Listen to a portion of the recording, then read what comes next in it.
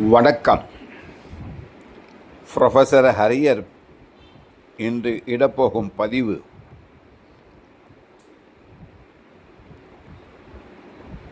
என்னவென்றால், ஏற்கனவே 2 பதிவிலே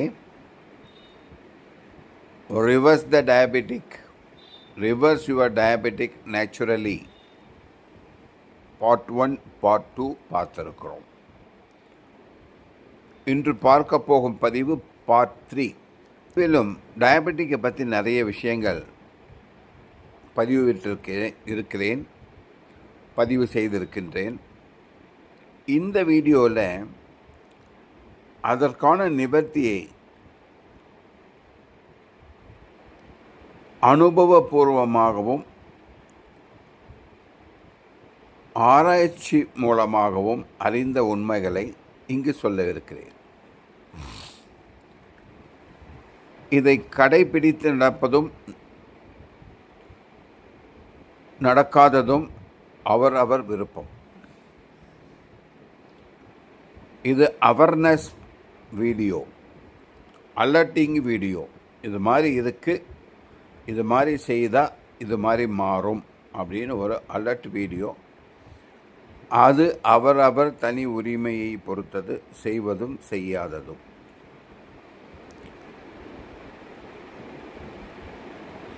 உடம்பு அப்படின்னு எடுத்தோம்னாக்கா, எந்த வியாதியும் இல்லாத உடம்பு அப்படின்னு எடுத்தோம்னாக்கா, உடம்பு இயங்கும் ஃபார்முலா என்னன்னாக்கா, பிரபஞ்ச சக்தியை உள்வாங்கி அந்த பிரபஞ்ச சக்தியின் மூலமாக தான் இயங்குகிறது. பிறக்கும்போதே ஒரு பிரபஞ்ச சக்தி நம்மிடத்திலே இருக்கும். அதை மெருகூட்டுவதற்காக உணவு மூலமாகவும் காற்று மூலமாகவும் நீரின் மூலமாகவும் அதை சரி சமானம் பண்ணிக்கொண்டே இருக்கின்றோம். செலவாகும் பிராணசக்தியை அதிகரித்து உணவு நீர் காற்று மூலமாக செய்து கொண்டிருக்கின்றோம். உடம்பு தன்னிலையிலேயே அது வேலையை அது செய்து கொண்டிருக்கும். இது நேச்சுரல் தெரப்பி. எப்படி பிரபஞ்சமும் உடம்பும் இயங்குகிறது என்பது. உணவும் நீரும் காற்றும் பிரபஞ்சத்தினுடைய பொருள்தான். பிரபஞ்சத்தில் இருக்க சக்தியே தான் இந்த உடலிலே அணு அளவு இருக்கிறது. பிரபஞ்ச சக்தி அதற்கு தேவை. அதை இந்த வகையிலே எடுத்துக்கொள்கிறோம். உடம்புக்குள்ளே என்ன நடக்குது அப்படின்னு பார்க்க போனாக்கா, அவயங்களை தவிர சில விஷயங்கள் இருக்கு. Glands,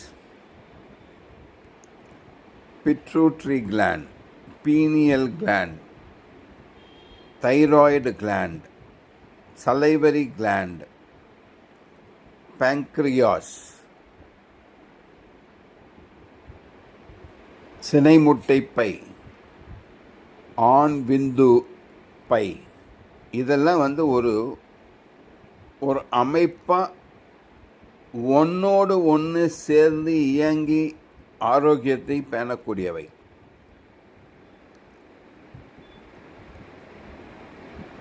pineal gland, pituitary gland, இது ரெண்டுமே ஹைப்போதாலமஸ், இது மூன்றுமே கபாலத்திலிருந்து நமது உடல் இயக்கங்களை சரி செய்கிறது. உடலின் சூடு, உடலின் குளிர்ச்சி, உடலுக்கு எந்தெந்த விதமான கெமிக்கல் காம்பினேஷன் அந்தந்த உடம்புக்கு தேவை என்பதை அது நிர்ணயிக்கிறது. TCH,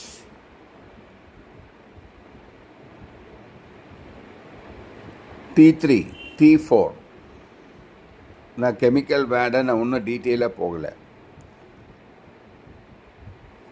சலைவரி கிளாண்டினுடைய எச்சில்,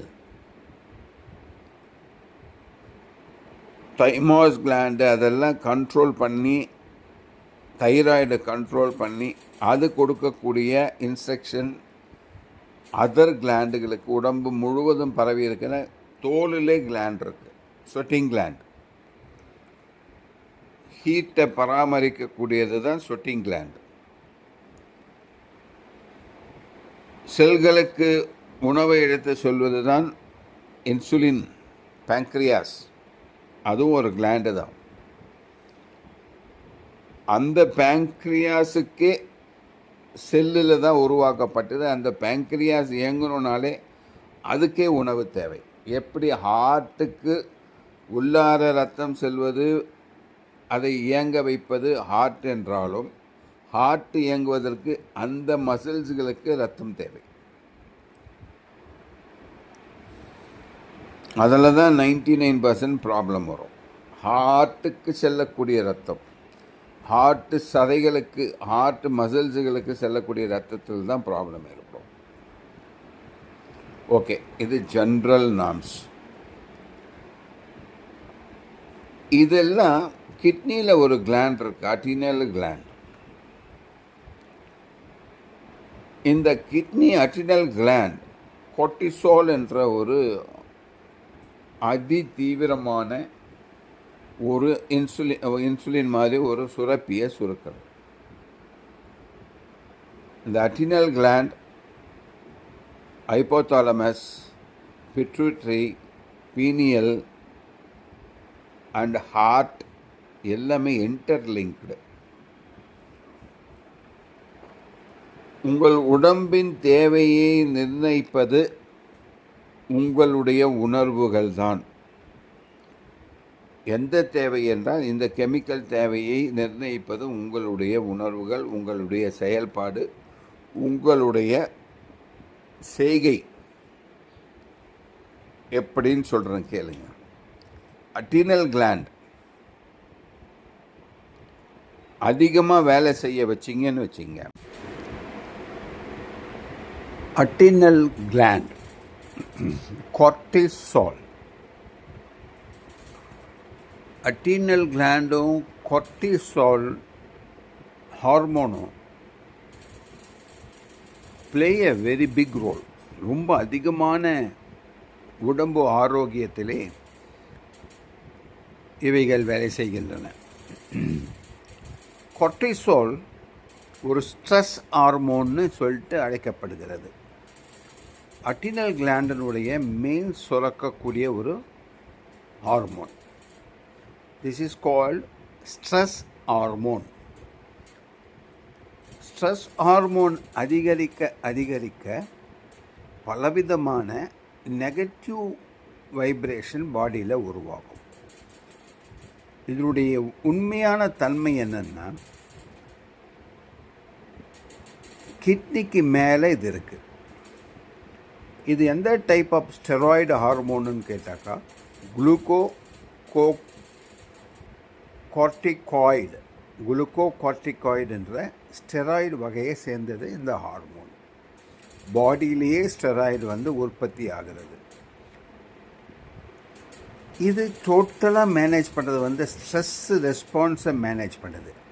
மேனேஜர் ஸ்ட்ரெஸ் ரெஸ்பான்ஸ்.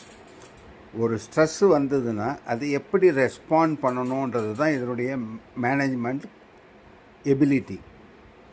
ஒரு ஸ்ட்ரெஸ் வந்தால் பாடி எப்படி ரியாக்ட் பண்ணணும் அதுக்காக அப்படின்றத நமக்கு அறிவுறுத்துறதே மூளையினுடைய உத்தரவு வாங்கி இந்த கார்ட்டிசால் ஹார்மோன் தான்.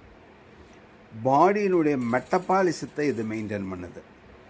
மெட்டபாலிசம் அப்படின்னு சொன்னோன்னா, நம்ம கலோக்கியெல்லாம் நம்ம ட்ரெடிஷ்னல் மெத்தடில் சொல்லணும்னா பிராணசக்தின்னு சொல்கிறோம் இல்லையா, உடம்பினுடைய பிராணசக்தியை மெயின்டைன் பண்ணுறது இந்த கார்ட்டிசால் தான். அதுதான் இங்கிலீஷில் மெட்டபாலிசம் அப்படின்றாங்க. பிராணசக்தி, உள்வாங்கிய பிராணசக்தி, உணவாகவும் நீராகவும் வந்த பிராணசக்தி ரெண்டும் சேர்ந்தால் தான் மெட்டபாலிசம். Immune regulation. இது என்ன பண்ணனா, உடம்பினுடைய எதிர்ப்பாற்றலை அதிகரிக்கிறது.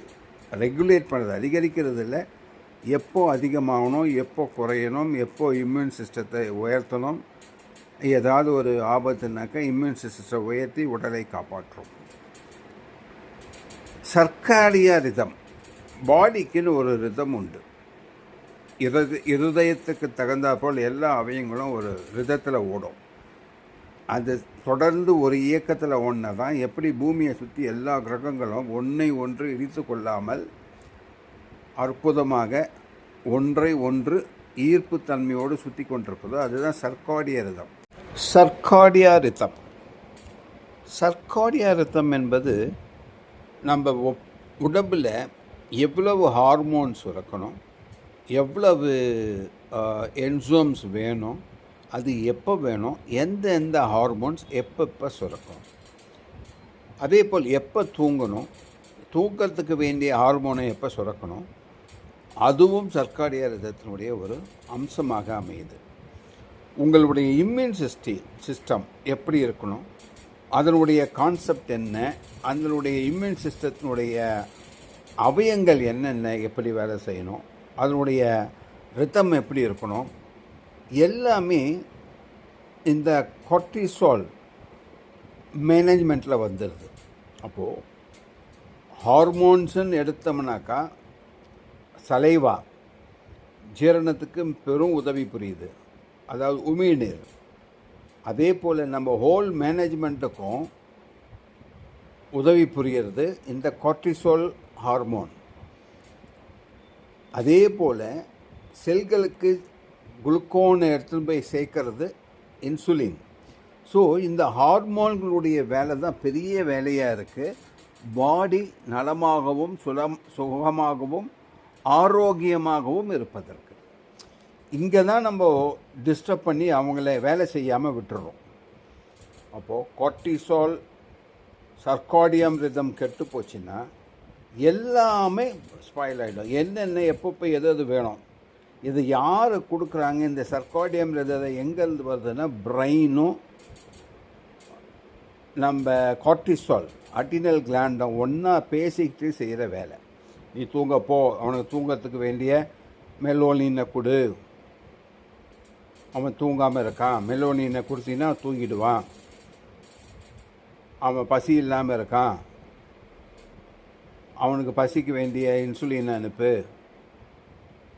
அவன் சோம்பேறித்தனமாக உட்காண்ட்ருக்கான், அவனை நோக்கி புலி வருது, எழுந்து ஓடுறதுக்கு கார்டிசால் அதிகமாக சுரக்கா. இதெல்லாம் மூளை இன்ஸ்ட்ரக்ஷன் கொடுக்குது.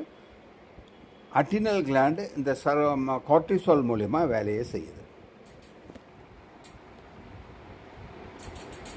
இன்ஃப்ளேஷன் வர்றதுக்கும் இது காரணமாக இருக்குது. Blood pressure regulatory, high cholesterol, high cortisol வந்தால் ஹைப்பர் டென்ஷன் அதிகமாகும், லோ கார்டிசால் வந்தால் ஹைப்போ டென்ஷன் அதிகமாகும். ஹைப்பர் டென்ஷனும் ஹைப்போ டென்ஷனும், ஹைப்போன்றது குறை இரத்த அழுத்தம், ஹைப்பர் டென்ஷன்றது அதிக இரத்த அழுத்தம். இது ரெண்டுத்துக்கும் காரணம் கார்டிசாலுடைய ஹை ஸ்டேட்டஸ், லோ ஸ்டேட்டஸ். அப்போது கார்டிசால் எல்லா விதமாகவும் நம்ம உடம்பில் வேலை செய்யும். ரொம்ப ஜாக்கிரதையாக இருந்து இதை கவனிக்க வேண்டியது நம்மளுடைய கடமை.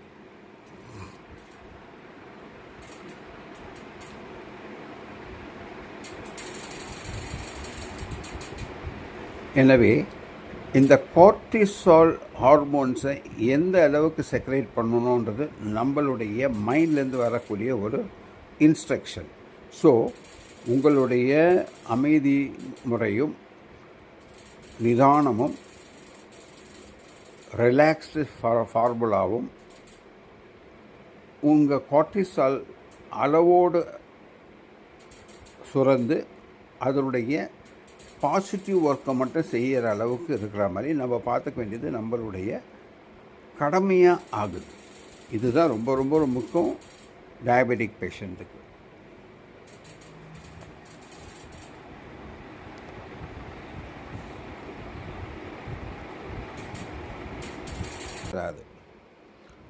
உணவின் மூலமாகவும் அமைதியின் மூலமாகவும் அமைதி என்னும் மௌன விரதங்கள் மூலமாகவும் உண்ணான் நோன்பு இருக்கும் நிலைகளிலும் பலவிதமான வியாதிகள் கட்டுப்படுத்தப்படுகின்றன. அதற்காகத்தான் எந்த ஒரு மதத்திலும் ஒரு வழிபாடு முறையை வைத்திருக்கிறார்கள். உங்கள் செல்லெல்லாம் ரீவேம்ப் ஆகும். ஒரு ஆராய்ச்சி சொல்லுது, நீங்கள் உண்ணா நோன்பு இருக்கும்போது தேவையில்லாத செல்கள்லாம் அழிக்கப்படுது உடம்பில், புது செல்கள் உருவாக்கப்படுகிறது. இப்படி தான் கேன்சர் செல்லை அழியுதுன்னு சொல்கிறாங்க. இது ரிசர்ச் மூலமாக நிரூபிக்கப்பட்டுள்ளது. அதனுடைய கோட்பாடையும் நிறைய சித்தர் வழிபாட்டு முறையில் சொல்லித்தராங்க. சாத்விகமாக எப்படி இருக்கணும், ரஜஸ் எப்படி இருக்கணும், இதனுடைய கலவை எப்படி இருக்கணும், தமஸ் எப்படி இருக்கணும், மௌன விரதம் என்றால் என்ன, உண்ணா நோன்பு இருந்தால் என்ன, எல்லா மதத்திலையும் இந்த வழிபாட்டு முறைகள் கடமை நடைமுறையில் உள்ளது. ஏனென்றால் எல்லாமே மருத்துவத்தை சார்ந்தது தான். காலையில் நீங்கள் ஒரு டெஸ்ட்டாகவே பார்த்தோம். 8 மணிக்கு சாப்பிட வேண்டிய டிஃபனை 11 மணிக்கு சாப்பிட்டீங்கன்னா உங்கள் உடம்பில் இருக்கிற அனைத்து சுகர் லெவல்களும் குறைக்கப்படுது. ஆனால் நீங்கள் டாலரபிள் லெவலில் இருந்தால் அதை செக் பண்ணி பார்க்கலாம். உங்கள் சுகர் லெவல் நார்மலாக இருக்குது, லோ சுகர் ஆகாது அப்படின்னு நீங்கள் கன்ஃபார்மாக தெரிஞ்சால் இதை செக் பண்ணி பார்த்தீங்கன்னா இதனுடைய 11 மணி வரைக்கும் காலை உணவை தள்ளும் பொழுது, அந்த ஒரு 4 மணி நேரம் தள்ளும் பொழுது உடலில் இருக்கும் அனைத்து சுகர் பார்ட்டிகல்ஸ் எரிக்கப்படுகின்றன. ஏற்கனவே ஒரு 8 மணி நேரம் 9 மணி நேரம், இது ஒரு 3 மணி நேரம் 12 மணி நேரம் என்னும்போது நீங்கள் அரை நாள் உண்ணாவிரதம் இருந்த கணக்காகிறது. இதுதான் அதனுடைய சீக்ரெட்.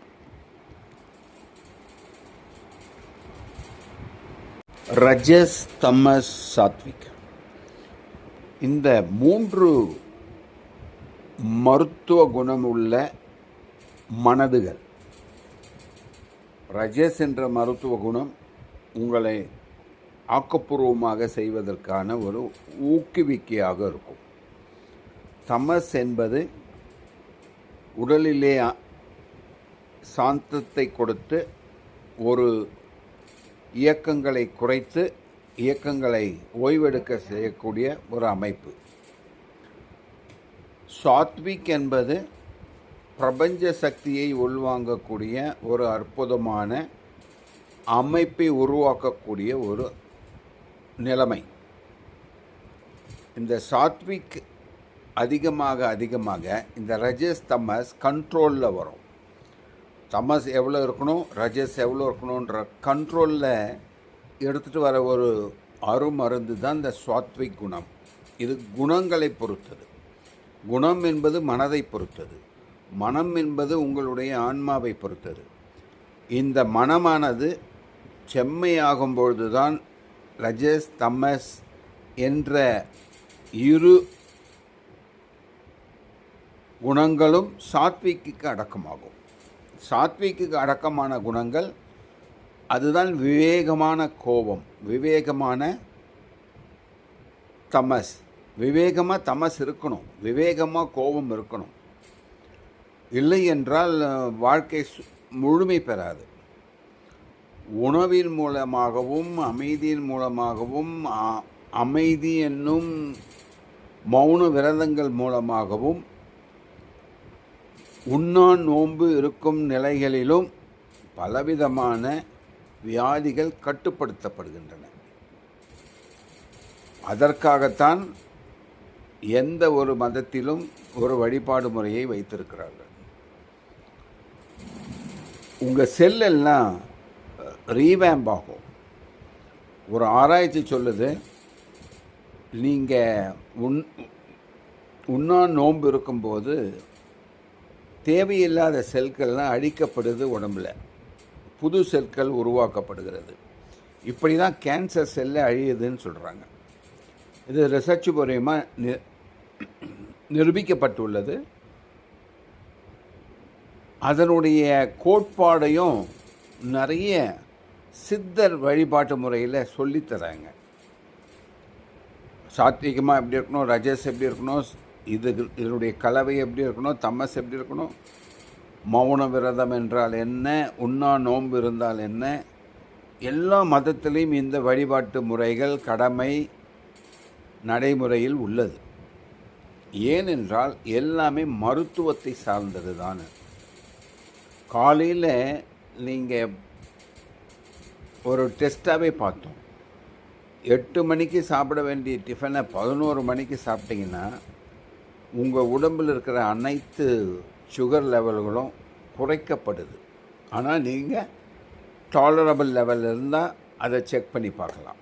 உங்கள் சுகர் லெவல் நார்மலாக இருக்குது, லோ சுகர் ஆகாது அப்படின்னு நீங்கள் கன்ஃபார்மாக தெரிஞ்சால் இதை செக் பண்ணி பார்த்தீங்கன்னா இதனுடைய 11 மணி வரைக்கும் காலை உணவை தள்ளும் பொழுது, அந்த ஒரு 4 மணி நேரம் தள்ளும் பொழுது உடலில் இருக்கும் அனைத்து சுகர் பார்ட்டிகல்ஸ் எரிக்கப்படுகின்றன.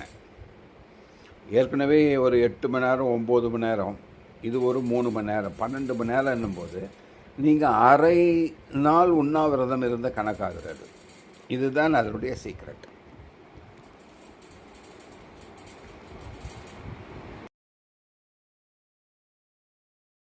இன்னொரு முறை உண்டு. Circadian rhythm of the body or Chinese timings or TCM, rotation of timings. இது எல்லாமே உணவு, இயக்கம், சக்திமயமாக்குதல், எனர்ஜைஸ் பண்ணுதல், செலவு பண்ணுதல், கழிப்புகளாக கழிக்க வேண்டியதை கழிக்க வேண்டும். இதுதான் இந்த சக்கரத்தினுடைய அருமையான விஷயம். எந்த நேரத்தில் எதை சாப்பிடணும், எந்த நேரத்தில் எதை பண்ணணும், எந்த நேரத்தில் எதை பண்ணக்கூடாது அப்படின்ற ஒரு விதிமுறையும் சைனா அதாவது TCMல உருவாக்கியிருக்காங்க. TCM என்பது ட்ரெடிஷ்னல் சைனீஸ் மெடிசன். இதுவும் அற்புதமாக வேலை செய்யுது. எப்படி அற்புதமாக வேலை செய்யுதுனாக்கா, நீங்கள் டயபெட்டிக்காக இல்லை, நார்மலாக இருக்கிறீங்க, ப்ரீ டயபெட்டிக்காக இருக்கீங்க அப்படின்னா இதை ஃபாலோ பண்ணலாம். இதை என்ன ஃபாலோ பண்ணலான்னா, எந்தெந்த டைமில் எந்த வேலையை சொல்லியிருக்காங்களோ அந்தந்த வேலையை மட்டும்தான் பண்ணணும். 9 மணிக்குள்ளே சாப்பிட்டு முடிச்சிடும் அப்படின்னு சொல்கிறாங்க. அதுதான் அது சொல்லக்கூடிய விஷயங்கள். அப்போது அந்த 9 மணிக்குள்ளே சாப்பிட்டு முடிக்கும்போது அது 11 மணிக்குள்ளே ஜீரணிச்சிடும். ஜீரணமாகி சக்தி மயமாகி அது எல்லா வேலையும் செய்ய ஆரம்பிக்கும். இது யாருக்கெல்லாம் உதவுதுனாக்கா, ப்ரீ டயபெட்டிக்கில் இருக்கிறவங்களுக்கு ரொம்ப அற்புதமாக வேலை செய்யுது. இதை ஃபாலோ பண்ணும்போது அவங்க டயபெட்டிக்லேருந்து வெளியே வரலாம். ஏன்னா இயக்கங்களில் இன்சுலின் சுரக்கும்போது சர்க்காடியா ரிதம் பிரகாரம் நம்ம ஏற்கனவே அட்ரினல் கிளாண்டு பார்த்தோம், கார்டிசோல் பார்த்தோம், சர்க்காடியா ரிதத்தை மெயின்டைன் பண்ணுதுன்னு பார்த்தோம். இந்த சர்க்காடியா ரிதத்தின் பிரகாரம் நம்ம வேலைங்களை ரொட்டீன் பண்ணிட்டோம்னா நம்ம பாடியில் இருக்கிற ஹார்மோன்ஸ் கரெக்டாக சர்க்குலேஷன் ஆகிட்டே இருக்கும்.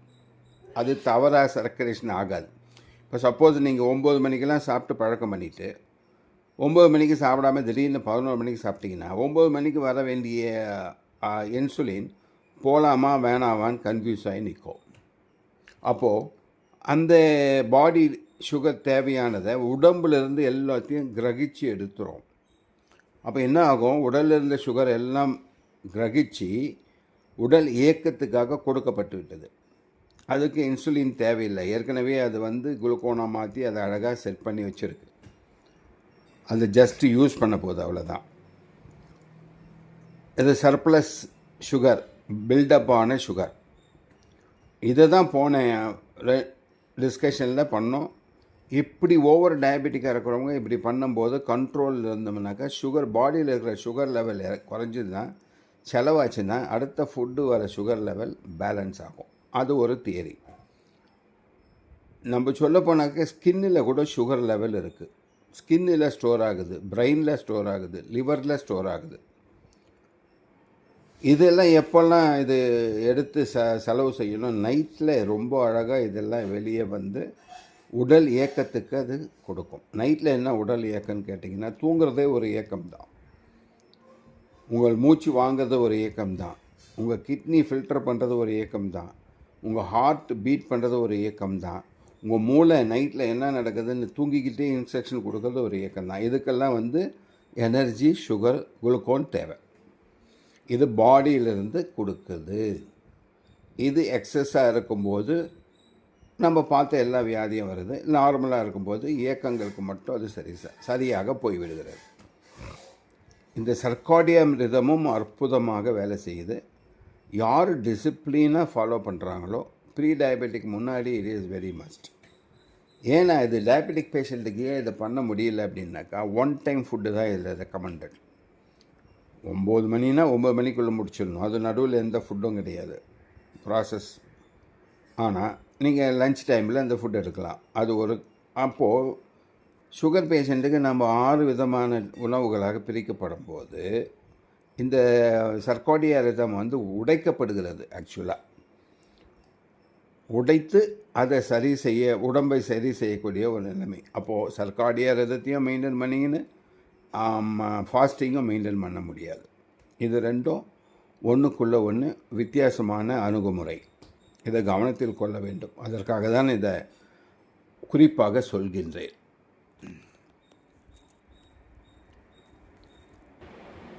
ஒன்று, ஃபைபர் நிறைய இருக்கணும். 2, புரோட்டீன் இருக்கணும். 3, potassium, sodium, magnesium, zinc,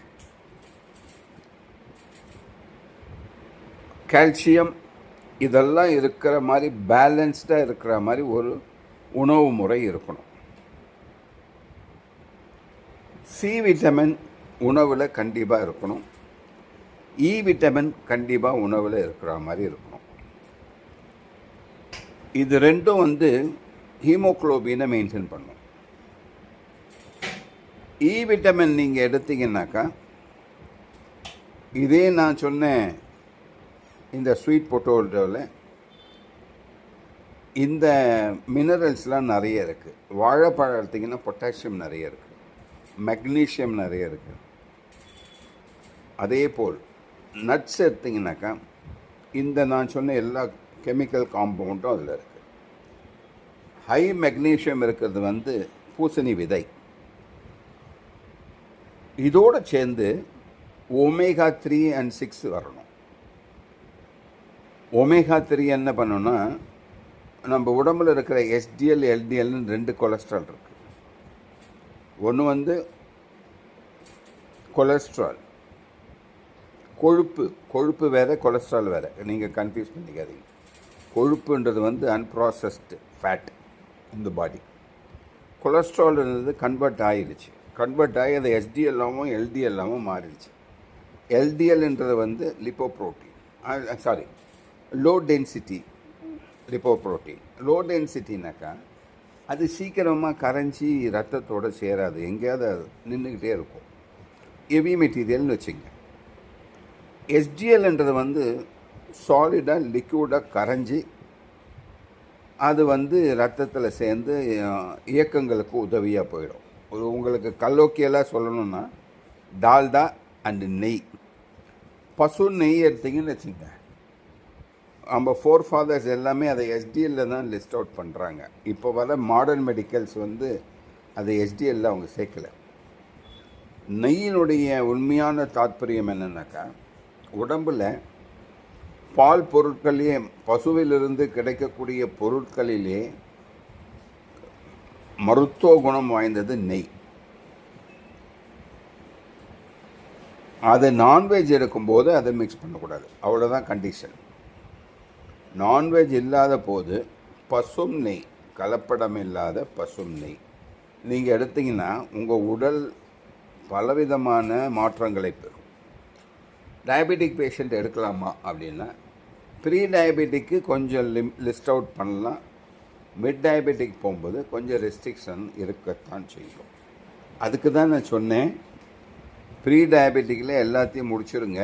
pre டயபெட்டிக்லேருந்து நீங்கள் மேலே மிட் டயபெட்டிக் போனீங்கன்னா நல்லது எதையுமே சாப்பிட முடியாது. ப்ரீ டயபெட்லேருந்து கீழே வந்தீங்கன்னா திருப்பி நீங்கள் நல்லது எல்லாம் உடம்பு எதெல்லாம் நல்ல உணவுகள் அனைத்தும் நல்லவை. பொட்டோட்டோ நல்லது, ஸ்வீட் பொட்டோட்டோ நல்ல சக்தி உள்ளது. குழந்தைக்கு கொடுத்தீங்கன்னாக்கா அவங்க வரப்பிரசாதம் அது. அதே ப்ரீ டயபெட்டிக்காக வந்தீங்கன்னாக்கா ஆபத்து. மிட் டயபெட்டிக்காக வந்தீங்கன்னாக்கா பேண்டு. அதே நீங்கள் அட்வான்ஸ் டயபெட்டிக்காக வந்தாக்கா விஷம். சிம்பிள். குழந்தைக்கு நல்லா இருக்கிற உணவு அப்படியே மாறிக்கிட்டே வருது. இதுதான் கான்செப்ட். உணவுகள் அனைத்தும் நன்மை பயக்கக்கூடியவை. நன்மை பயக்காத உணவுகளே இல்லை. அது காயாக இருக்கட்டும், பல்சஸாக தானியங்களாக இருக்கட்டும், அரிசி கோதுமை போன்ற மில்லட்ஸ் போன்றவைகளாக இருக்கட்டும், எல்லாமே உடலுக்கு சுகத்தை அளிக்கக்கூடியது. ஆனால் யார் எப்போ எவ்வளவு சாப்பிடணுன்றது தான் கணக்கு. இந்த டயபெட்டிக் ரிவர்ஸில் ஃபஸ்ட்டு மெயின் ஃபார்முலா என்னன்னாக்கா, ஒரு நாளைக்கு இவ்வளவு புரோட்டீன், ஒரு நாளைக்கு இவ்வளோ கொலஸ்ட்ரால், ஒரு நாளைக்கு இவ்வளவு கார்போஹைட்ரேட் பாடிக்குள்ளே போனால் உங்களுடைய ப்ரீ டயபெட்டிக் ரிவர்ஸ் ஆகிறதுக்கு சான்சஸ் உண்டு. டயபெட்டிக்னா நான் எப்படி உருவாகுதுன்னு சொன்னேன். அது எப்படி பில்டப் ஆகி நம்ம உடம்புலேயே அது இருக்குன்னாக்கா, ஒரு உதாரணத்துக்கு சொல்கிறேன். இன்றைக்கி ஏதோ ஒரு மேரேஜுக்கு போனீங்க, ஒரு கட்டு கட்டிட்டீங்க. அது சுபாவம். சாப்பிட்டு முடித்தாச்சு, திவ்யமாக சாப்பிட்டு முடித்தாச்சு. அந்த சாப்பாடுனுடைய கலோரியும் அந்த சாப்பாடுனுடைய கிளைசிமிக் இண்டெக்ஸும் மினரல் வேல்யூவும் பார்த்தீங்கன்னாக்கா ஒரு வாரத்துக்கு தேவைப்பட்டதாக இருக்கும். அது ஒரு வாரத்துக்கு ஓடும். அதுதான் தேவையாக இருக்கும். ஒரு வாரத்துக்கு தேவையான ஒரு அனைத்து விஷயங்களையும் ஒரே நாளில் நீங்கள் ஒரு டைமில் முடிச்சிட்டிங்க. அப்போ என்ன ஆகும்? பாடி ஜீரணிக்கக்கூடிய பாடியாக இருந்தாக்கா இமிடியேட்டாக அதை ஜீரணித்து முடிச்சு ஒரு வழியாக எனர்ஜி ஆக்கி நார்மலுக்கு வந்துடும். இதுதான் நமக்கு உடம்புக்கு செய்யும் துரோகம். வாய் உடலுக்கு செய்யும் துரோகம். வாய் ருசிக்காக தானே இதெல்லாம் சாப்பிட்றோம். வாய் ருசியாக இருக்க இருக்க உடலுக்கு அது துரோகம் இழைக்கிறது என்ற அர்த்தம். இந்த சுவையை நாம் பிரிக்கணும். ப்ரீ டயபெட்டிக்லேருந்து கீழே வரணுன்னாக்கா பிரிக்கணும். இந்த 7 நாள் சாப்பிட வேண்டிய 7 நாளுக்கு வேண்டிய அனைத்து சக்திகளையும் ஒரு வேளையில் ஒரே நாளில் ஒரு வேளையில் முடித்தோம் இல்லையா? இதை தான் பிரிக்க போகிறோம். ஒரு நாளைக்கு வேண்டிய சக்தியை காலையில் மதியம், காலை மதியம் இதுக்கு நடுவில் ஒரு வேலை, திருப்பியும் மதியம் இரவு இது நடுவில் ஒரு வேலை. இப்படி பிரிக்கும்போது என்ன ஆகுதுனாக்கா, நீங்கள் 7 நாளுக்கு வேண்டிய சக்தியை நீங்கள் உடம்பில் சேர்த்தீங்க இல்லையா? அந்த சக்தி உடம்பில் இருக்கும். அதன் மேல் நீங்கள் சேர்க்கும் அனைத்து பொருட்களும் உணவுகளின் சக்திகளும் உடலிலே சேர்ந்து கொண்டே வரும். உடோன் மாதிரி அடுக்கிக்கிட்டே போகும். அதுதான் வயிறு தொப்பை, சைடு தொப்பை, ஆண்களுக்கு முதுகில் சைடில் muscles, all weight, over weight எல்லாமே இப்படி தான் நடக்குது. பாடி என்ன கேட்குதுன்னா, அன்றைக்கி எனக்கு என்ன செலவு பண்ணணுமோ அது வரைக்கும் எனக்கு போடு, நான் செலவு பண்ணி நிம்மதியாக இருக்கிறேன், உன்னை ஹாப்பியாக வச்சுக்கிறேன். ஆனால் அதை நம்ம கேட்கறதில்ல. உடனே என்ன பண்ணுறோம், மறுநாள் ஏதாவது ஒரு கல்யாணம் இருந்தாலும் ஒரு கட்டு கட்டுறோம், அதுக்கு மறுநாள் ஒரு கல்யாணம் இருந்தாலும் போய் ஒரு கட்டு கட்டுறோம். அப்போ இந்த உடம்பு என்ன பண்ணும், சேர்த்துக்கிட்டே வரும். இதுதான் ப்ரீ டயபெட்டிக்கு உங்களை எட்டுமே நிற்க வைக்குது. ஒரு ஸ்டேஜில் நான் சொன்ன மாதிரி இன்சுலின் இவன் திருந்தவே மாட்டான், நம்ம ஆஃப் ஆகிடும். ப்ரீ டயபெட்டிக்கு நீங்கள் வந்துடுவீங்க. இப்போது அதை என்ன பண்ணணும்னா, ஒரு நாளைக்கு தேவையானவற்றை 5 வேலையோ 6 வேலையோ பிரிக்கப்படும். போட்ட உடனே ஜீரணிக்கப்பட வேண்டும், உடனே செலவாயிடணும், ஜீரணிக்கப்படணும், செலவாயிடணும். அப்போது தேவையில்லாத குளுக்கோன் பாடியில் ஸ்டாக்னன்ட் ஆகாது, தேவையில்லாத சோடியம் ஸ்டாக்னன்ட் ஆகாது, தேவையில்லாத பொட்டாசியம் பாடியில் ஸ்டாக்னன்ட் ஆகாது, தேவையில்லாத கால்சியம் ஸ்டாக்னன்ட் ஆகாது. அதிகமான கால்சியம் ஹார்ட் அட்டாக்கு வழிவகுக்கும்னு ஆராய்ச்சியே சொல்லியிருக்கு. கொழுப்பு அதுக்கப்புறமா தான். முதல்ல கால்சியம், அதிகப்படியான கால்சியம் தான் இருதயத்துக்கு ஆபத்து. அதிகப்படியான பொட்டாசியம் சோடியம் தான் கிட்னிக்கு ஆபத்து. அதிகப்படியான கொலஸ்ட்ரால் எல்டிஎல் கால்சியத்துக்கு மேலே படிஞ்சு இருதய அடைப்போ மூளை அடைப்போ அல்லது வெரிகோஸ் வெயினோ எங்கே அடைப்படுதோ அதுக்கு வெவ்வேறு பேரில் அது அழைக்கப்படுகிறது. இதுதான் நடக்குது. முதல்ல கால்சியம் ஃபார்மேஷனுக்கு மேலே கொழுப்பு படிமானம். கால்சியம் ரஃப்பாக தான் இருக்கும், கொழுப்பு ஈஸியாக அது மேலே போய் படிஞ்சிடும். இறைவன் படைப்பில் நம்ம இரத்த ஓட்ட பாதைகள் அனைத்தும் வழன்னு இருக்கும். ரத்தமும் வழன்னு இருக்கும். அதுதான் பீட்டா செல்ஸ் பண்ணுற வேலை. அதுதான் அந்த ஹீமோக்ளோபினில் எடுக்கும்போது ரெட் பெல் செல்ஸும் ஒயிட் பெல் செல்ஸும் கலந்து போகும்போது ஒன்று அதுக்கு ரத்தமும் செல்லுலான் ஆகப்பட்ட ஒரு பொருள் தான். ரத்தமும் நிறைய செல்லை சேர்ந்தது தான் ரத்த ஓட்டமே. ரத்தமே செல்கள் நிறைந்தது. அந்த ஒரு செல்லோட ஒரு செல்லை இணைய விடாமல் நம்ம உணவு முறை தான் காப்பாற்றுது. நம்ம எண்ணெய் அலைகள் காப்பாற்றுது. நம்ம மன அமைதி காப்பாற்றுது. ஏன் மன அமைதி காப்பாற்றுதுன்னு சொல்கிறேன்? நீங்கள் மனதை டென்ஷனாக்க உங்களுடைய hypothalamus, pituitary gland, pineal gland,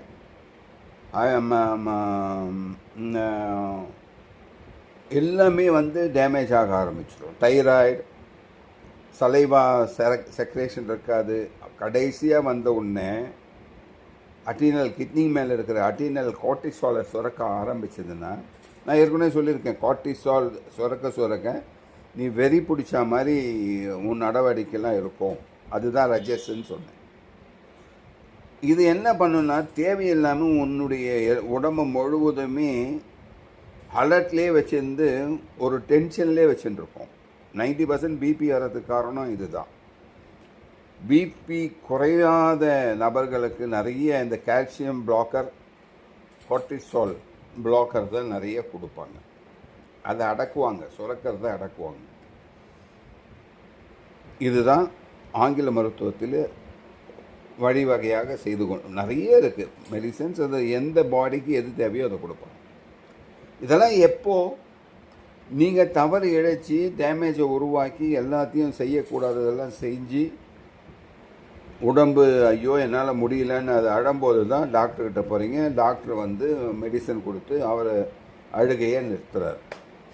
உடம்பு என்ற குழந்தையின் அழுகையை அவர் நிறுத்துறாரு. அப்போ நீங்கள் என்ன பண்ணுறீங்க? நார்மலாக இருக்க வேண்டிய ஒரு உடம்பு அப்நார்மலில் போயிடுது. இதுதான் கண்டிஷன். இதுதான் ரிவர்சபிள் போகிறதுக்காக நாம் முயற்சி எடுத்து பண்ணுறோம். இப்போ சிம்பிளாக நான் சொல்லிட்டேன்.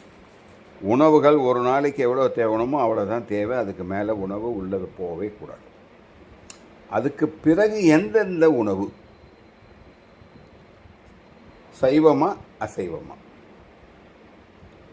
சைவமாக இருந்தால் எந்தெந்த உணவு யார் யாருக்கு, அசைவமாக இருந்தால் எந்தெந்த உணவு யார் யாருக்கு.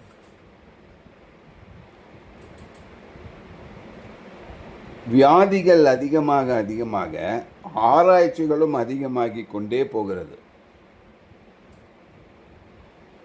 அந்த ஆராய்ச்சியின் மூலயமாக கிடைக்கக்கூடிய விஷயங்கள் ஆச்சரியப்பட வைக்கிறது.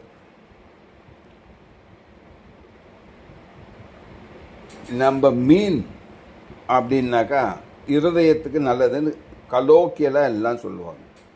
ஏன்னா அது ஃபேட் கம்மி அப்படின்னு ஒரு கான்செப்ட் உண்டு.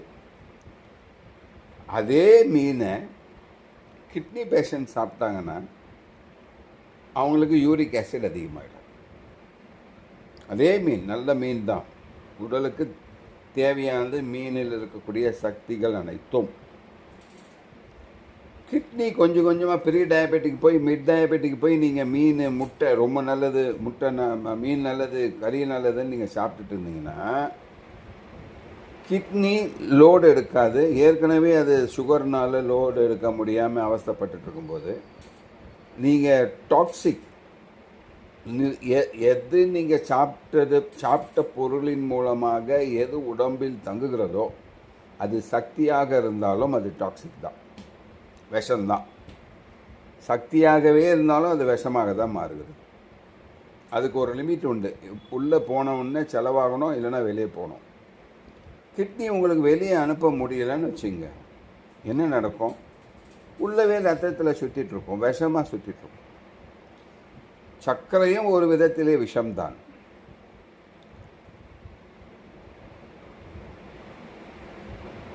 விருந்தாளிங்க வீட்டுக்கு வந்தாங்க, சுகர் போட்டு போகணுமா, சுகர் போட்டோன்னா ஏங்க விஷத்தை போட்டு கொடுக்குறீங்கன்னு கல்லோக்கியெல்லாம் சொல்லுவாங்க. நிறைய கேள்விப்பட்டிருக்கேன்.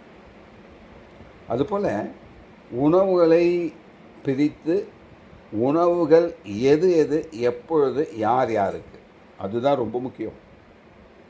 ரிவர்சபிள் கண்டிஷன் நான் போகிறேன் அப்படின்னா நான் முதல்ல என் உடம்பை டயக்னைஸ் பண்ணணும். டயக்னைஸ் மூலிமா என்னுடைய உடம்பை டெஸ்ட் எடுத்து, பிளட் டெஸ்ட் எடுத்து, என்னுடைய யூரிக் ஆசிட் எவ்வளோ இருக்குது, கிரியேட்டின் எவ்வளோ இருக்குது, என்னுடைய லிவர் எப்படி இருக்குது, புல்பெரியன் எவ்வளோ இருக்குது, HDL எவ்வளோ இருக்குது, LDL எவ்வளோ இருக்குது, என்னுடைய கிட்னி ஃபில்ட்ரேஷன் EGFR எப்படி இருக்குது, இதெல்லாம் பார்க்கணும்.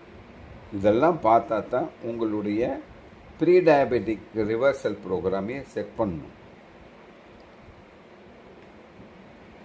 மிட் டயபெட்டிக்லேருந்து நீங்கள் ப்ரீ டயபெட்டிக் ஜம்ப் ஆகணுன்னாலும் இதை பார்த்து தான் ஆகணும். அட்வான்ஸ் டயபெட்டிக்லேருந்து நீங்கள் மிட் டயபெட்டிக்கை ரிவர்ஸ் வரணுன்னா இன்னும் கேர்ஃபுல்லாக ஒவ்வொரு நாளும் அவங்க சுகர் அளவு எடுக்கணும், பிபி அளவு எடுக்கணும். அட்லீஸ்ட் வாரத்துக்கு ஒரு நாளாவது அவங்க கிட்னியினுடைய எனர்ஜி லெவலை செக் பண்ணணும். அதை தான் நாங்கள் ப்ரானிக் ஹீலிங்கில் பண்ணுறோம். ப்ரானிக் ஹீலிங் ஸ்கேனிங் மூலயமா ஒரு கிட்னி என்ன கண்டிஷனில் இருக்குது, அது டயக்னோஸ்டிக் ரிப்போர்ட் கொடுக்குற மாதிரி கொடுக்காது. ஆனால் அந்த எனர்ஜி ஃப்ளோவை வச்சு கிட்னி ஃபுல் எனர்ஜி எடுத்திருக்கு, நல்லா வேலை செய்யுது, கிட்னி எனர்ஜியே எடுக்கலை, வீக்காக இருக்குன்னு நாங்கள் கண்டுபிடிப்போம். இது ஒரு தனி மருத்துவ முறை. ஹீலிங் மெடிடேஷன், ஹீலிங் மெடிக்கேஷன் நிறைய க்யூர் பண்ணியிருக்காங்க. நானே நிறைய வெளிநாட்டில் இருக்கிறவங்களுக்கெல்லாம் இங்கேருந்து ஹீல் பண்ணியே தூங்க முடியாதவங்களாம் தூங்க வச்சுருக்கோம். It is possible. ஏன்னா நம்ம எனர்ஜியில் தான் வாழறோம். பிரபஞ்சத்தினுடைய எனர்ஜி தான் நமக்கு வாழ வைக்குது நம்ம உடம்பை. அந்த எனர்ஜியில் தான் நம்ம மருந்தாக யூஸ் பண்ண போகிறோம். அந்த எனர்ஜி மூலயமா எனர்ஜி தான் மருந்தாக்க போகிறோம். அப்போ இதுவும் நடக்கும், நடைபெறும். சக்தி உண்டு அதற்கு. அக்குபஞ்சரும் அதுதான். அக்குபஞ்சர் முழுமையாக பிரபஞ்ச சக்தியை கொண்டு தான் இயக்கப்படுகிறது. நான் நிறைய இடத்துல சொல்லுவேன், ப்ரானிக் ஹீலிங் என்பது கேட் வால், டேங்க்லேருந்து வர மெயின் கேட் வால் மாதிரி. அக்குபஞ்சர் என்பது, அக்குபஞ்சர் பாயிண்ட்ஸ் என்பது கொடா டேப் மாதிரி. நீங்கள் கேட் வால்வை சுத்தம் பண்ணணும், அதே மாதிரி அக்கு பாயிண்ட்டு டேப்பையும் சுத்தம் பண்ணால் தான் அடைப்பு நீங்கும். நீங்கள் கேட் வாலில் முழு அடைப்பு இருந்ததுனாக்கா நீங்கள் முதல்ல கேட் வால்வை தான் நீங்கள் க்ளீன் பண்ண வேண்டியதாக இருக்கும். நீங்கள் அக்கு பாயிண்ட்டை க்ளீன் பண்ணி பிரயோஜனமே கிடையாது. நீங்கள் அக்கு பாயிண்ட்டை என்ன தான் க்ளீன் பண்ணாலும் கேட் வால்வில் மூடி அழுக்கு இருந்தாலும் அடைப்பு இருந்தாலும் கேட் வால்லேருந்து சக்தி வராது. மாஸ்டர் சுவா அருமையாக சொல்லியிருக்காரு அவருடைய ப்ரானிக் ஹீலிங் புக்கில். அக்குபஞ்சர் ஒரு அற்புதமான கலை, அதை நாம் சரியாக ஹேண்டில் பண்ணாமல் விட்டுட்டோம். மைன்யூட் கலை, அதை ஹேண்டில் பண்ணாமல் விட்டுட்டோம்னு அவ்வளோ அற்புதமாக அவருடைய புக்கிலே சொல்லியிருக்காரு. இதுதாங்க உணவு முறை. எது எது எப்பப்போ யார் யார் சாப்பிட்ணும், சாப்பிட்டா ரிவர்ஸ் ஆகலாமா ஆக முடியாதா? இதுக்கு முன்னாடி ஒரு அற்புதமான விஷயம் என்னென்னா, என்னால் முடியுமா, முடியலைன்னா அதை முடிய வைக்கிறதுக்கு என்ன பண்ணணும். நீங்கள் வேவரிங் மைண்டாக இருந்தீங்கன்னாக்கா இந்த ப்ரீ டயபெட்டிக்கு போகவே போகாதீங்க. வேவரிங் மைண்ட்லேருந்து முதல்ல வெளியே வர பாருங்கள். வேவரிங் மைண்ட்லேருந்து எப்படி வெளியே வர்றது? அற்புதமான மெடிடேஷன் பண்ண கற்றுக்குங்க. கொஞ்சம் கொஞ்சமாக நீங்களாக செல்ஃபாக இது வேண்டாம் இது வேண்டான்னு தவிர்க்க ஆரம்பிங்க. அடுத்ததாக அப்படியே உங்களால் முடியலன்னா நல்ல ஹீலராக பார்த்து, ப்ராணிக் ஹீலராக பார்த்து மனசு, உடம்பு, சக்கரா, ஹாரா எல்லாத்தையும் க்ளீன் பண்ண சொல்லுங்கள். அப்போ தான் உங்கள் டொப்பமின், அட்ரினல் கிளாண்ட் எல்லாமே சரியான பேலன்சிங் வரும். நீங்கள் டொப்பமின் நிறைய இருந்தாக்கா உங்களை சாப்பிட்றதுக்கு நிறைய அக்ரிவேட் பண்ணும். தூக்கத்துக்குன்னு ஒரு மெலோனின்னு ஒரு ஹார்மோன் உண்டு. அதை நீங்கள் தூங்குகிற சமயத்தில் மெலோனின் எது சுரப்பை தடுக்குமோ அந்த பொருளை சாப்பிட்டீங்கன்னா தூக்கம் வராது. அதுக்கு தான் நைட்டு காஃபி சாப்பிடாதேன்னு சொல்லுவாங்க. காஃபி டொப்பமைனை இன்க்ரீஸ் பண்ணும். டொப்பமைனும் மெலோனினும் ஆப்போசிட். செரட்டோனியன் காம் டவுன் பண்ணும் உங்கள் உடம்பு, மைண்டை. அப்போது நீங்கள் காம் டவுன் பண்ணிங்கன்னா உங்கள் அக்ரிவேஷன் அண்ட் ஃபுட்டு குறைஞ்சிரும். இன்னொன்று சொல்ல விரும்புகிறேன், யாரெல்லாம் ஓவர் ஃபுட்டு எடுக்கிறாங்களோ அவங்க எப்போவுமே டென்ஷனில் இருப்பாங்க. அவங்களுக்கு டென்ஷனை குறைக்கிறதுக்கு அடுத்த புகலிடம் எதுனாக்கா உணவாக தான் இருக்கும். நிறைய பேர் ஒபிசிட்டி ஆகிறாங்கனாக்கா ஒபிசிட்டி அவங்க டயட்டை குறைக்கிறதுக்கு முன்னாடி அவங்க மனசை சரிநிலைப்படுத்தணும், பேலன்ஸ் பண்ணணும். அவங்களுடைய சாத்வீக குணத்தை எடுத்துகிட்டு வரணும், ரஜஸை குறைக்கணும். தமசு நிறைய இருக்கும், தமசையும் குறைக்கணும். இது ரெண்டும் பண்ணிவிட்டு அவங்கள டயட்டிங் கொடுத்தீங்கன்னா அவங்க டயட்டிங்கை ஃபாலோ பண்ணுவாங்க.